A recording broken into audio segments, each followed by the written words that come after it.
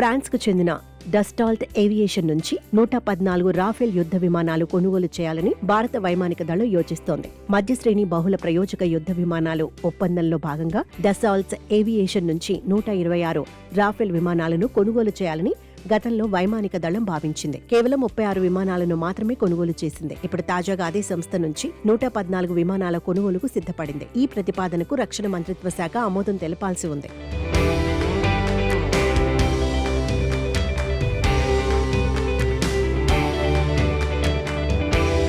వివిధ విభాగాల నుంచి అత్యవసరత అనుమతులు పొంది డసాల్ట్తో చర్చలు ప్రారంభించాలని వైమానిక దళం సూచించింది. 2 లక్షల కోట్ల రూపాయల అంచనాతో దేశీయ విక్రేత భాగస్వామ్యంతో రాఫెల్ విమానాలను స్థానికంగా తయారు చేయాలన్నది వైమానిక దళం ప్రతిపాదన. దీనికి రక్షణ మంత్రిత్వ శాఖ ఆమోదం లభిస్తే రాఫెల్లో M88 ఇంజిన్ సహా 60% వరకు దేశీయ పరికరాలే ఉంటాయి. Dassault aviation company M88 power packs కోసం హైదరాబాద్లో నిర్వహణ, మరమ్మతులు, ఓవర్హాల్ సౌకర్యాన్ని ఏర్పాటు చేస్తోంది. ఇది వచ్చే సంవత్సరం చివరి నాటికి పనిచేయడం ప్రారంభిస్తుంది. 2029-30లో డెలివరీలు పూర్తయిన తర్వాత విమానాలు వైమానిక నౌకాదళాలకు సేవలు అందిస్తాయి.